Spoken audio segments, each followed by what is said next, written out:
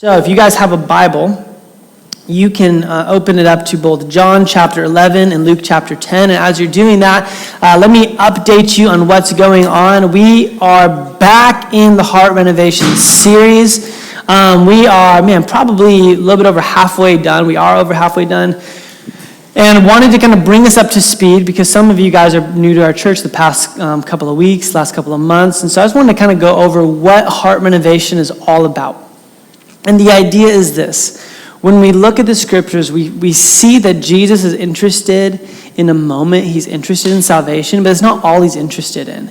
There is this desire that we see in the heart of God for your heart to be transformed, not only to be made new, but then for that new heart to be formed into his image. And like any process of renovation, there are steps. There are different things that are happening, and it's not like all of a sudden you prayed a prayer and you're like just like Jesus. Wouldn't that be nice, right? Just like, oh my gosh, I became a Christian today and I never sin again. Or, I'm totally unselfish. But the reality is, and kind of the old word for that is sanctification. It's a part of a process called discipleship. I think a better word for that is apprenticeship. Kind of a new terminology around this idea of spiritual formation. So whatever term you want to use, the idea is that we are being shaped into God's image. And he has a process for that. And so we're going to be looking at the process of renovation. There should be about 6 things that are on your screen.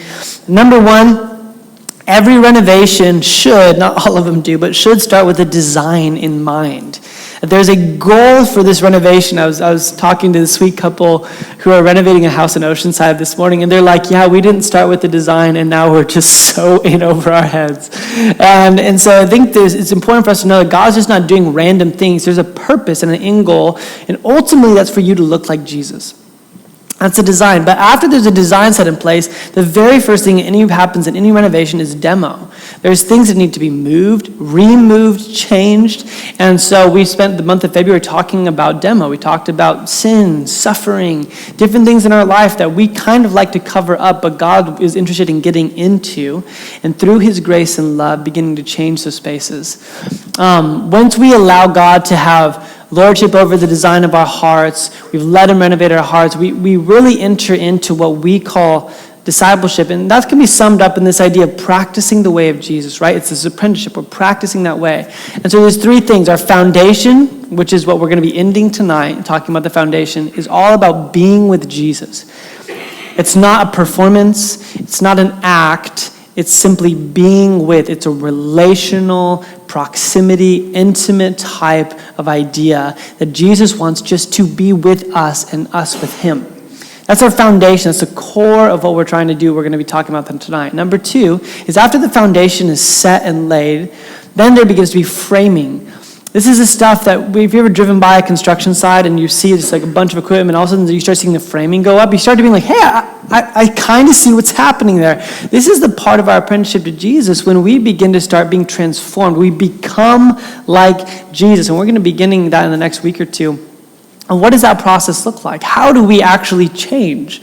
Now that we've learned to be with Jesus, and after the foundation, it becomes the functionality. It's the doors, the windows, the hinges, the paint, the carpet. It's the things that we see.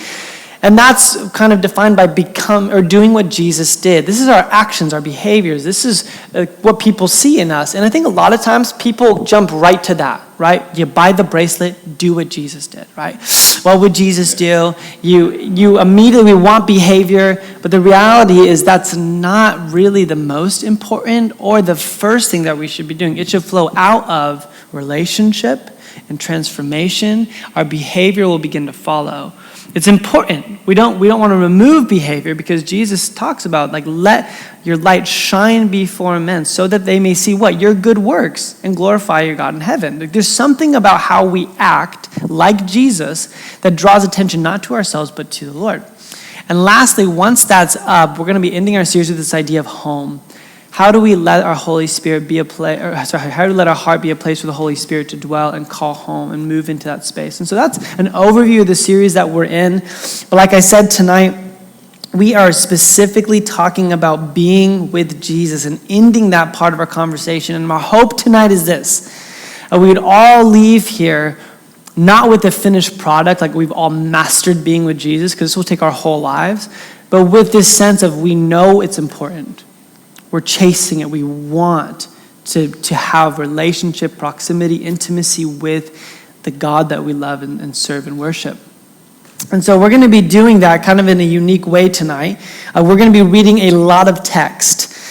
So we're going to be reading most of John chapter 11 into John chapter 12. And then we're going to be reading a little bit of Luke chapter 10. And so I hope you brought your reading glasses and your attention span. You had some good coffee or something before, because we're going to be going through this. But here's a little bit of a different way to kind of read this. As we're reading, I want you to pay attention to the characters in the story. So there's three primary characters besides Jesus: Mary, Martha, and Lazarus. And I want you to take note their interactions with Jesus, being with Jesus or not, and Jesus' presence to them.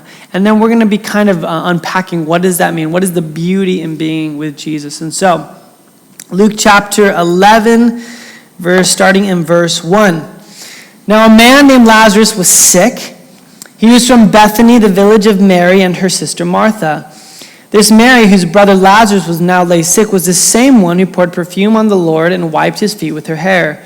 So the sisters sent word to Jesus, "Lord, the one you love is sick." What a great title, right? Can you put that on a business card? The one that Jesus loves. When he heard this, Jesus said, "This sickness will not end in death. No, it is for God's glory, so that God's Son may be glorified through it."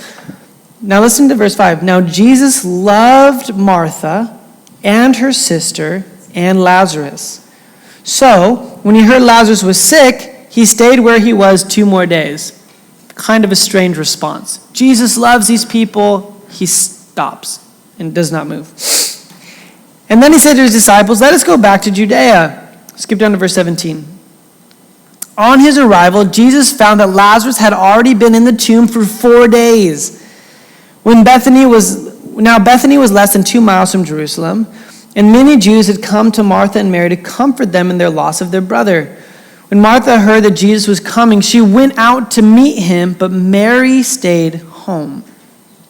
"Lord," Martha said to Jesus, "if you had been here, my brother would not have died. But I know that even now God will give you whatever you ask."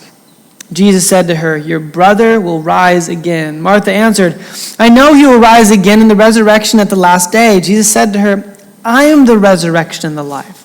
The one who believes in me will live even though they die, and whoever lives by believing in me will never die. Do you believe this?" "Yes, Lord," she replied. "I believe that you are the Messiah, the Son of God who is to come into the world." So that's one interaction. Verse 28, after she said this, she went back and called to her sister Mary aside. "The teacher is here," she said, "and is asking for you." When Mary heard this, she got up quickly and went to him. Now Jesus had not yet entered the village, but was still at the place where Martha had met him. When the Jews who had been with Mary in the house comforting her noticed how quickly she got up and went out, they followed her, supposing she was going to the tomb to mourn there. When Mary reached the place where Jesus was and saw him, she fell at his feet and said, "Lord, if you had been here, my brother would not have died." Same sentence that Martha said. When Jesus saw her weeping and the Jews who had come along her weeping, he was deeply moved in spirit and troubled. "Where have you laid him?" he asked. "Come and see, Lord," they replied. Verse 35 is this short and famous verse. It says, Jesus wept. Then the Jews said, "See how he loved him." There it is again. But some of them said, "Could not he who opened the eyes of the blind man have kept this man from dying?" Jesus, once more deeply moved, came to the tomb. It was a cave with a stone laid across the entrance. "Take away the stone," he said. "But Lord," said Martha, the sister of the dead man, "by this time there is a bad odor, for he has been there for 4 days." And Jesus said, "Did I not tell you that if you believe, you will see the glory of God?" So they took away the stone. Then Jesus looked up and said, "Father, I thank you that you have heard me. I knew you always hear me, but I said this for their benefit of the people standing here, that they may believe that you have sent me." When he said this, Jesus called in a loud voice, "Lazarus, come out!" The dead man came out, his hands and feet wrapped with strips of linen and a cloth around his face. Jesus said to them, "Take off the grave clothes and let him go." What an epic story. But it doesn't end there. Listen to what happens next in chapter 12. 6 days before the Passover, Jesus came to Bethany where Lazarus lived, whom Jesus had raised from the dead. Here, a dinner was given in Jesus' honor. I mean, how appropriate is that? You raised him from the dead. I'm going to make you pizza. Like, it's just this natural kind of trade. Like, here you go. Like, we're going to make you a nice dinner. And Martha served while Lazarus was among those reclining at the table with him. Then Mary took out about a pint of pure nard, an expensive perfume. She poured it on Jesus' feet and wiped his feet with her hair. And the house was filled with the fragrance of the perfume. But one of his disciples, Judas Iscariot, and I'll just kind of paraphrase it here, he just gets mad. He gets upset. He's like, what are you doing? This is a year's worth of salary. You could have sold this and given the money to the poor. And we know Judas was not interested in the poor. He was stealing money. And so skipping down to verse 7, says, Jesus looks at Judas and says, leave her alone. It was intended that she should save this perfume for the day of my burial. You will always have the poor among you, but you will not always have me. Meanwhile, a large crowd of Jews found out that Jesus was there and came not only because of him, but also to see Lazarus, who he had raised from the dead. So the chief priest made plans to kill Lazarus as well. Isn't that kind of a funny thing? You raised from the dead, I'm going to kill you again. It's like, doesn't work. Anyways, for an account of him, many of the Jews were going over to Jesus and believing in him. Okay, so that's one story. Lazarus raises from the dead. There's a party thrown in Jesus' honor. The same party is recorded in Luke's biography of Jesus' life, but it's done in a different way. Listen to what Luke records in Luke chapter 10, verse 38. As Jesus and his disciples were on their way, he came to a village where a woman named Martha opened up her home to him. She had a sister called Mary and sat at the Lord's feet listening to what he said. But Martha was distracted by all the preparations that had to be made. She came to him and asked, Lord, don't you care that my sister has left me to the work by myself? Tell her to help me. Martha, Martha, the Lord answered, you are worried and upset about many things, but few things are needed, or indeed only one. Mary has chosen what is better, and it will not taken away from her. There's a lot going on here. We just read a lot of text, and we're going to be spending some time, but there's a few things that I want us to take note of. Because as the story ends, we kind of see this insight into the heart of God. Is that there's something that Mary did at the very end that would have been absolutely abnormal, actually repulsive in that culture. And Jesus looks to Martha and says something. He said there's a few things that are needed. And he almost stops and I was like, no, there's one. Mary found it out. This is it. Being with me is it. This is the most important thing. There's so much about the story that is just absolutely baffling and would have been baffling to the original audience and is still kind of baffling to us. But three things that we can take from this text. Number one, being with Jesus is costly to you. To be with Jesus, to truly find yourself at his feet, just being with him will cost you. Number two, being with Jesus is necessary. It's necessary for you.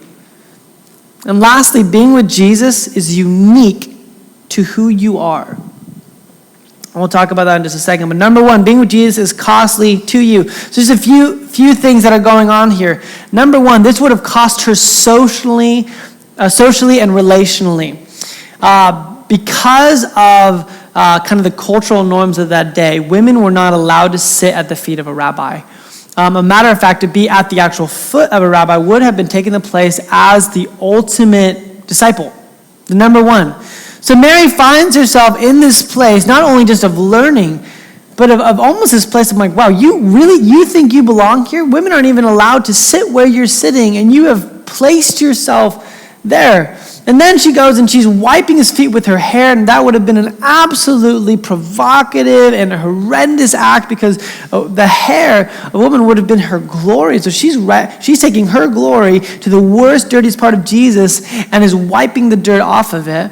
And And then it goes a step further, because in this process, according to John's gospel, she doesn't just sit at his feet, wipe his feet with her hair, but then she goes and takes this ointment of pure nard, which would have been this expensive perfume, which would have been used for two things. Number one, you would have saved it for the burial of your most prominent figure of your family, probably her father.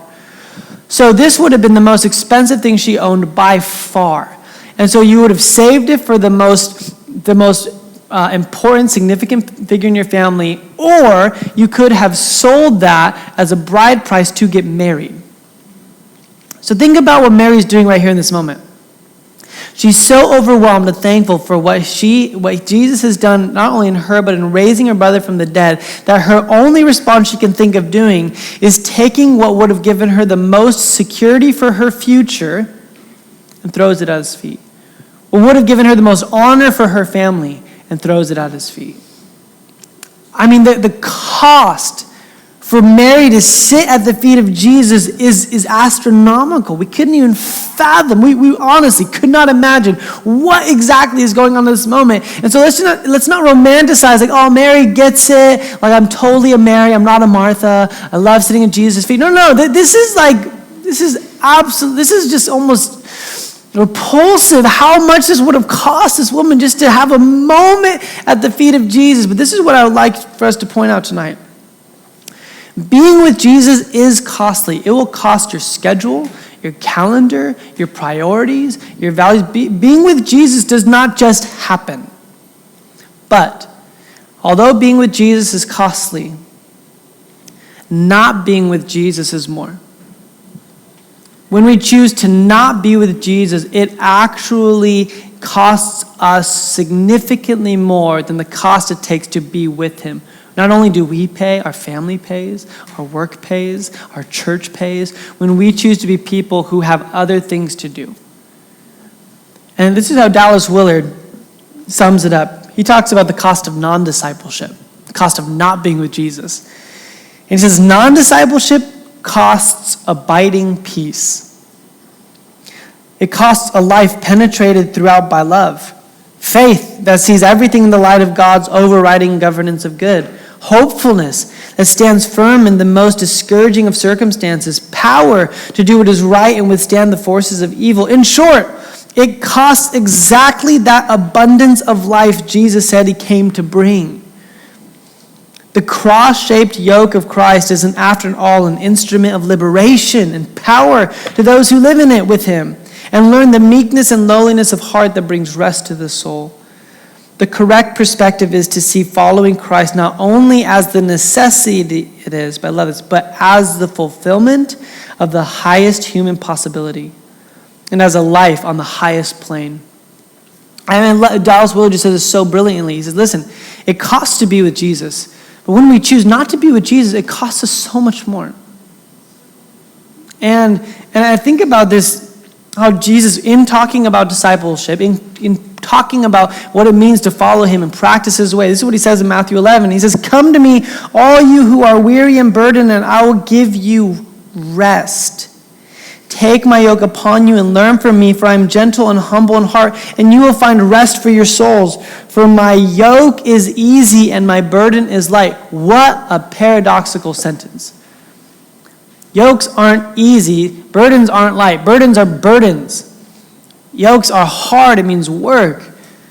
And Jesus says, listen, he uses these ideas of burdens and yokes, and he says, these are costly words. He says, listen, when you come and yoke with me, when you take up my burden, it may look like it's costing you, but actually you're finding rest and life. This is why, and then guys, I hope you hear me out, and you might have been like, can we move on with the series? No, we can't. Until we all agree that we understand that this is the most important element of walking with Jesus. It's not what you do, how you perform, what you look like on the outside. It is a conscious living into being in relationship with him, sitting at his feet. And the world will not get it.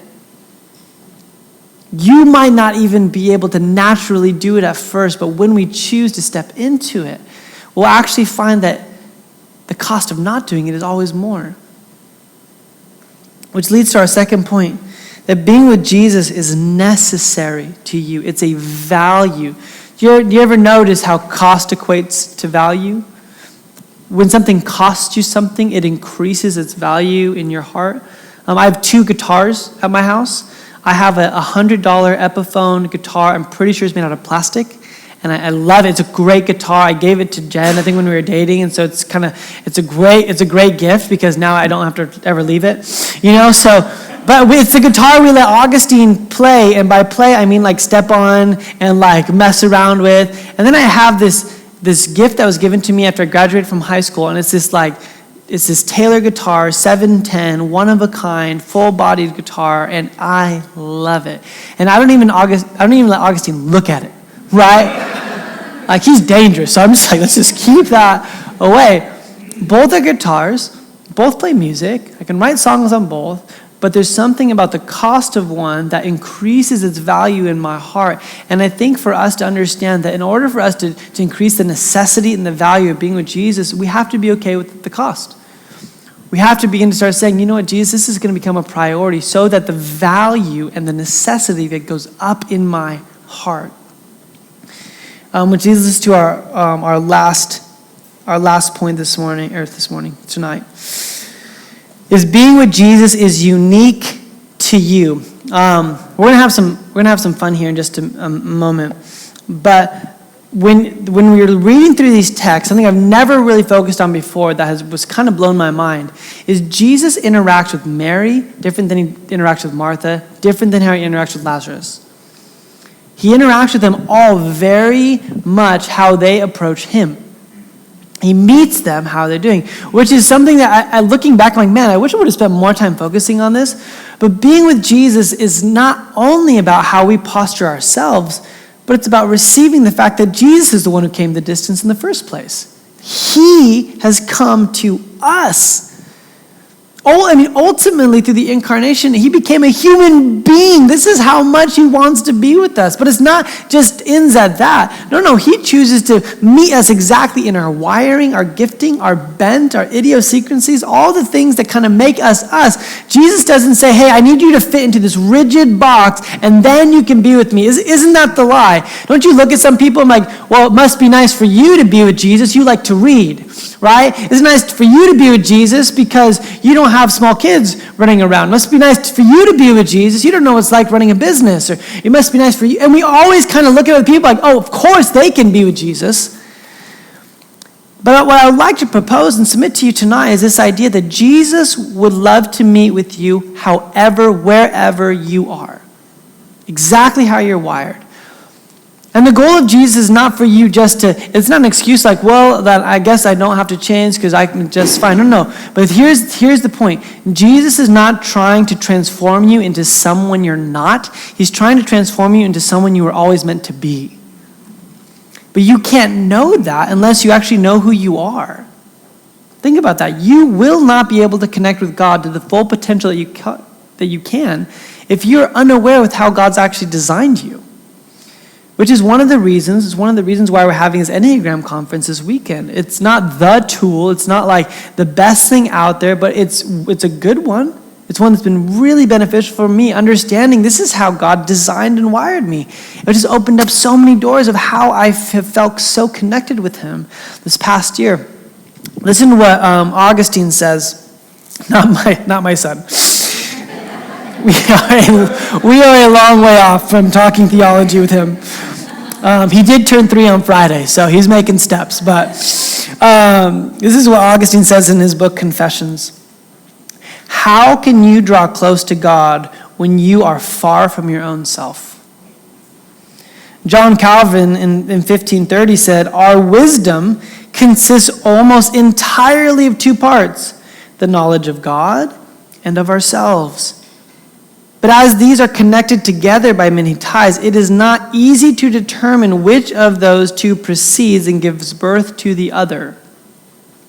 For hundreds, thousands of years, the fathers of our faith have begin to notice, listen, knowing God, being with God is intricately woven into you knowing yourself. Who are you? How has God wired you? So we're going to have some we're going to have some fun here. And I'm going to, with my uneducated, unlearned self, I'm going to do my best to assign an Enneagram number to Mary, Martha, and Lazarus. And we're going to see how Jesus interacts with them. So let's start with, and if you're new to the Enneagram, this is an awful crash course into it. Let's start with Martha. My guess is that Martha is a type 8. In the Enneagram, there are 9 types, and this is how the type 8 is defined. Its title is the challenger. The description is the powerful, dominating type, self-confident, decisive, willful, and confrontational. Does it kind of sound like Martha? I mean, the very first thing that we see is Martha comes and meets Jesus before he's even in the town with this: if you would have been here, he wouldn't have died. And they begin this dialogue back and forth and about resurrection, and I'm the resurrection and the life, and things like this. And then after she has this confrontation with him, she goes and tells her sister, you got to go see Jesus now. And then even right before they're about to get him out of the tomb, she literally tells Jesus, he's been dead for 4 days, it's going to smell. She's challenging Jesus, right? And then they find themselves at their house throwing a party, and what does she do? She goes and rebukes him again. She's like, Jesus, tell my sister to get in the kitchen with me and help me out. There's a bunch of stuff to do. I mean, I love it. And this is just kind of Martha through it. She's just this 8, this challenger type personality. But what's interesting is after talking with Josh and some of my other friends who are an 8, one of the ways that 8s receive love is when they're challenged back. Not me. I'm a 9, which is a peacemaker. I'm avoiding that. But for 8s, they feel seen and known and loved when people come and when they confront, they'll confront them back. When they challenge, they'll challenge them back. So notice what Jesus does. And in John's 3 times he says, these are people he loves. I always read this thinking that Martha missed it and Mary got it. And I'm starting to believe maybe Jesus was loving Martha the way she needed to be loved. Maybe this is how she received love. It was confronting her back with truth. I'm the resurrection and the life. Martha, Martha, she's chosen what's better. It's an invitation. You can do this as well. Now, let's talk about Mary. My guess is that Mary is a type 4. Type 4 is known as the individualist or the romantic. They're the artsy-fartsy people. They're you know who they are, right? It's pretty easy to spot a 4 unless you're a 4 and you don't think you're a 4, right? But my guess is that Mary's a 4. This is a description of a type 4, the sensitive, withdrawn type, expressive, dramatic, creative, and temperamental. So you're like, well, why do you think Mary's a 4? Well, we're introduced to Mary because she's at home crying. is our first introduction to her. Martha goes to confront, Mary's at home weeping. But what makes me think more that she's a 4 is that when she comes to Jesus, she says the exact same line that Martha does, but rather than receiving a truthful confrontation, Jesus weeps with her. Not only is she weeping, she gets Jesus to cry and everyone around her. She's just that kind of person. And then after he's raised from the dead and there's a party being thrown, her response is not to serve or challenge or to seek truth. It's just to fully immerse herself in this moment. She's sitting at his feet. She's wiping his feet with her hair, these extravagant acts. And all of a sudden she's like, let's go get the nard. So she goes and gets the nard. She pours it on his feet. Everyone's like, what are you doing? And for her, she's like, this is exactly what I should be doing. I'm fully expressing my love for Jesus in this moment. And other people are saying back, well, that's not reasonable. That's not logical at all. And what I find so interesting, Jen and I were listening to a podcast this week on the type 4, and they said one of the deepest wounds a type 4 can have is when someone looks at them and says, you're too sensitive. They look at their emotions and they said, there's something wrong with you. Isn't it amazing when Jesus is about to raise Lazarus from the dead, and as Mary is clinging to his feet, weeping, that he doesn't pick her up and say, hey, Mary, I'm going to raise him from the dead. We got this. Stop crying. He just weeps with her. Why would Jesus weep with her? It doesn't make any sense other than the fact that that's exactly what she needed in that moment. Jesus just met her as she was in that. And then in the house, as she's doing these extravagant, just outlandish acts of love and relationship in this moment. And here, what are people doing? They're like, she's out of control. And Jesus says, no, she got it. This is what I want. Exactly as she is. And lastly, let's talk about Lazarus. My guess is that Lazarus is a type 7. Type 7s are called the enthusiasts. The description is the busy, fun-loving type, spontaneous, versatile, distractible, and scattered. We like 7s. 7s are the life of the party, right? And they can be extroverted or introverted, but 7s just have this sense of like thing. And so, like, well, why do you think Lazarus is the 7? This is again kind of just, tolerate my humor for a second. But I'm like, of course, he's going to wait like 4 days till the entire village is there, and then he resurrects. He's like, hey, my people. And then do you notice that he comes out of the tomb? He's still wearing the grave clothes. He's like, check this out, right? I was dead, still on my face. Like, take it off your face, Lazarus. No. And then his response to being resurrected is what? Let's have a party. Let's party. Let's have a meal, right? Like Taco Tuesday at my house, Jesus. Let's go. Like this is, and I love, and this, Jesus' is interactions with Lazarus. He says he just goes and parties with him. He's reclining with him at the table. He's not like, Lazarus, I raised you from the dead. I got to get back to work. He parties with him. He celebrates with him. I mean, how amazing is Jesus? That he'll go and a confrontational challenger, he'll meet her with truth and truth and confrontation back. With a romantic, creative, deep-feeling woman, he'll meet her in her emotion. With maybe this fun-loving, again, I know I'm reading into this, but humor me. But with this person who just wants, let's celebrate. I'm back to life. Jesus says, you're right, let's celebrate. And as I look over these texts that I've taught before, I've looked before, I've just come with this new appreciation of, man, Jesus, thank you that you are a God who can meet every single one of us how we are. And the reality is, there's people in this room and you've been wounded because you've been told that how you're wired is wrong. And if you really want to be a Christian, if you want to follow Jesus, then you have to mold and change and become something that you're not. Now, does Jesus change us? Absolutely. But like I said, he does not change us out of who we are. He changes us into who we truly are. Think about when he talks about the church. He doesn't say, I want one type of person looking like this, sounding like this. You know what he says? It's a body. There's fingers and toes and elbows and eyes and hairs and back and chest and legs. There's all sorts of these different things that come together and make up this image. And he explicitly says that the hand should not say to the foot, I don't need you. And that's exactly what goes on. Sadly, even within the church, there's this sense of like, well, I guess if I'm going to be with Jesus, I have to be like that. And I would encourage you as you leave tonight that you would begin to take inventory of yourself and just ask simple questions like, well, when do I feel most alive? When do I feel most passionate about? Who gets me? And begin to start letting that translate to your relationship with God. And invite Jesus into that. Like I mentioned before, I test as a type 9, which is a peacemaker. And what I used to kind of beat myself up because I like to have everything kind of perfect and like my room set and my coffee made as I go and have my quiet time with Jesus. And then all of a sudden I'm realizing, but no, it's when I feel at peace that I connect with God. When I go for a walk on the beach, even when I go surfing, there's this sense of that's where I sense peace. So it's where I sense God. And God's not like, no, you need to do this, push through, things like that. No, he meets me in that. And actually invites me to become a more peaceful person in the healthiest sense of the word. So I'm going to invite David to come back up. Just play some music behind.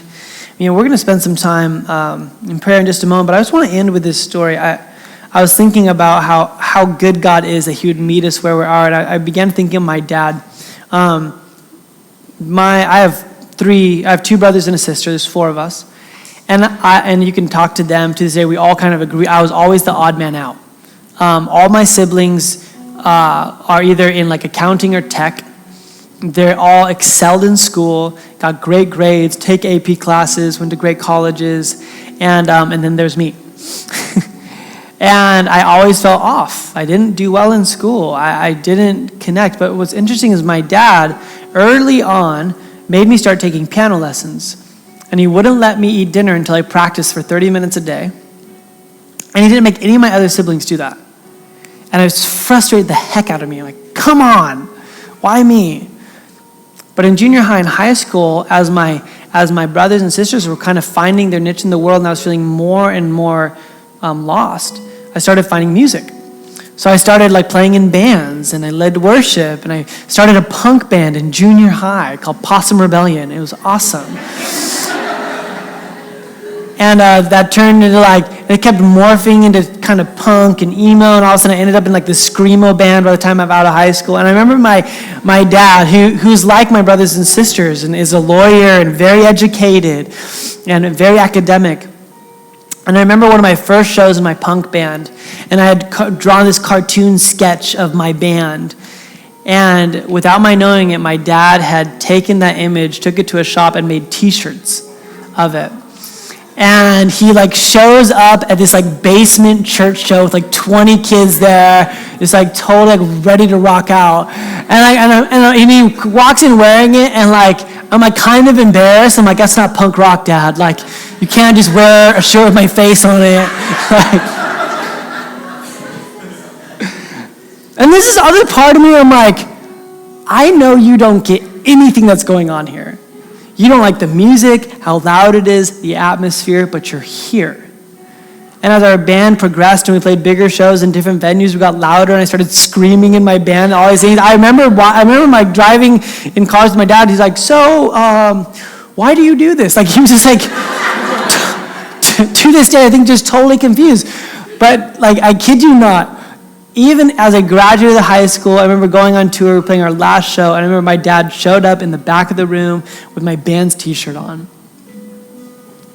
And this is my earthly father, who frankly probably didn't understand me and didn't get me at a pretty significant level, but because he loved me was there. But how amazing that we serve a God that not only is there for us and loves us, but actually gets us. He's there. He's with us tonight. As you are, as you're bent, as you wired you, because he's the one who made you like that. Do you hear me? Stop wishing that God would change you into another person so it'd be easier for you to connect, and start asking, Lord, you made me like this. How do I find you? How can I find you now in this season of my life, in my wiring, how you've made me? I want to be with you. Can you bow your heads with me? Jesus, we thank you. In Revelations, it says that you stand at the door and knock. And that those who let you in, you will come in and eat with them. Lord, thank you that there are ones and threes and nines. Thank you that there are sanguines and phlegmatics. Thank you that there are dominants and influencers. And there's ENFTJ. There's whatever language we're using, we're very different. But Lord, thank you that you are the one God who can connect with all of us. And Lord, we desperately want to be with you, but we thank you that you're the one who made that possible, and you're the one who went the distance to be with us. So we welcome you. I pray that we would help us know ourselves so that we can know you better, receive your love better, and in turn love others. We love you, Lord, in Jesus' name. Amen. This message was recorded at Light Church in San Diego, California. For more information, please visit us at lightsandiego.com.